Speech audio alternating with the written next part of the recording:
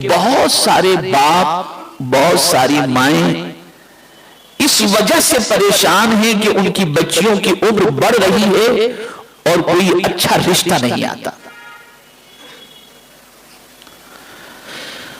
بچی کے رشتے کو لے کر اب تو شاید ہی کوئی گھر ایسا ہو جہاں پر پریشانی نہ ہو اور ماں باپ فکر مند نہ ہو.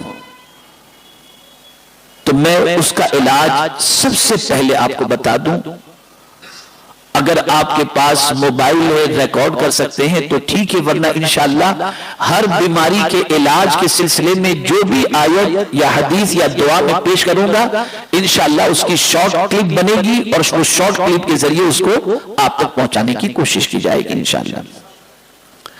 سب سے پہلے جس لڑکے یا لڑکی کی شادی نہیں ہوتی اس کے لیے انہیں کون سا عمل کرنا چاہیے جس کی وجہ سے اللہ تعالیٰ غیب سے بہتر رشتہ بچے یا بچی کے لیے عطا فرمائے. تو میرے پیارے آقا صلی اللہ تعالی علیہ وسلم کے پیارے دیوانوں، قرآن مقدس میں رب قدیر جل جلالہ نے فرمایا وَمِن كُلِّ شَيْءٍ خَلَقْنَا زَوْجَيْنِ لَعَلَّكُمْ تَذَكَّرُونَ. اللہ فرماتا ہے ہر چیز کا ہم نے جوڑا بنایا ہے تاکہ تم نصیحت حاصل کرو. اب جو کوئی شخص اس آیے کریمہ کو، یہ آیے کریمہ سورۃ الزاریات کی ہے، پارہ نمبر 27 اور آیت یہ ہے وَمِن كُلِّ شَيْءٍ خَلَقْنَا زَوْجَيْنِ لَعَلَّكُمْ تَذَكَّرُونَ. جو شخص اس آیے کریمہ کو، یعنی باپ ہے یا ماں ہے یا بیٹا ہے یا بیٹی ہے، ماں باپ اگر بچے بچی کے لیے پڑھیں تو بھی ٹھیک ہے، لیکن لڑکا یا لڑکی خود کے لیے پڑھیں تو بھی ٹھیک ہے. اس کے پڑھنے کا طریقہ یہ ہے اول آخر 7 مرتبہ درود شریف پڑھیں اور یہ آیے کریمہ کو 21 مرتبہ فجر کی نماز کے بعد پڑھیں. اللہ تعالیٰ سرکار مدینہ صلی اللہ علیہ وسلم کی نالین پاک کے صدقے میں اس کے لیے بہترین جوڑے کا اہتمام فرما دے گا. ایک اور عمل ہے اچھے رشتے کے لیے، اور وہ یہ ہے کہ 10 مرتبہ لڑکی یا لڑکا جو بھی اپنے لیے اچھے رشتے کا طلبگار ہے اسے چاہیے کہ صبح فجر کی نماز کے بعد سورہ اخلاص اول آخر 3 مرتبہ درود شریف پڑھ کر سورہ اخلاص 10 مرتبہ پڑھے، اپنے ہاتھ پر دم کرے اور پانی گلاس میں لے کر پانی پر دم کرے، اپنے چہرے پر ہاتھ بھی پھیرے اور وہ پانی کو تھوڑا سا ہاتھ میں لے کر کے اپنے چہرے پر لگا دے. اللہ تعالیٰ اپنے حبیب صلی اللہ علیہ وسلم کے صدقہ و طفیل غیب سے اس کے لیے بہتر رشتے کا اہتمام فرما دے گا. تو آج پہلی چیز جو آپ کو بتائی گئی وہ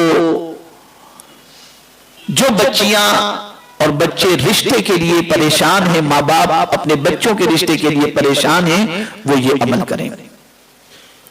اب آئیے دوسری پریشانی کی طرف بڑھتے ہیں. دوسری پریشانی ہے کہ اس وقت دنیا میں جس کسی کو دیکھو ٹینشن میں آپ کو نظر آئیں گے. اسٹریس، ٹینشن، اپسیٹ، پریشان، غمگین.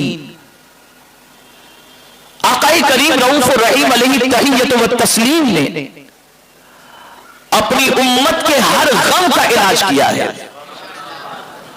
اور ایسے نسخے عطا فرمائے ہیں جن نسخوں کو اختیار کیا جائے تو اللہ رب العزت جل جلالہ ہر قسم کی پریشانیوں سے نجات عطا فرما دے. میرے آقا صلی اللہ تعالی علیہ وسلم نے ارشاد فرمایا جو شخص لا حول ولا قوت الا باللہ پڑھے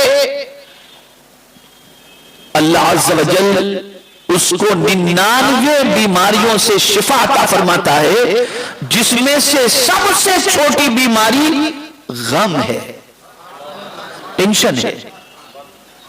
یہاں بہت سارے لوگ تھوڑی سی مسٹیک کرتے ہیں کہ لا حول ولا قوت الا باللہ العلی العظیم پڑھتے ہیں، تو یاد رکھیں کہ حدیث میں صرف اتنا ہی آیا ہے لا حول ولا قوت الا باللہ۔ اور یہاں ایک اور بات عرض کر دوں کہ ہماری جو سوچ ہے نا وہ دنیا کے ٹینشن سے نجات حاصل کرنے کی سوچ ہے، آخرت کی تو فکر ہے ہی نہیں، جبکہ آخرت کا ٹینشن سب سے بڑا ٹینشن ہے، اور آخرت کی فکر سب سے بڑی فکر ہے، لیکن ہم اس کا غم تو لیتے ہی نہیں، نہ اس کا ہم ٹینشن لیتے ہیں۔ آقا کریم صلی اللہ تعالی علیہ وسلم نے چند لوگوں کو کہا لگاتے، جب سرکار صلی اللہ علیہ وسلم نے دیکھا تو میرے آقا صلی اللہ علیہ وسلم نے ارشاد فرمایا کہ کیا تم پل صراط سے گزر چکے ہو؟ کہا نہیں۔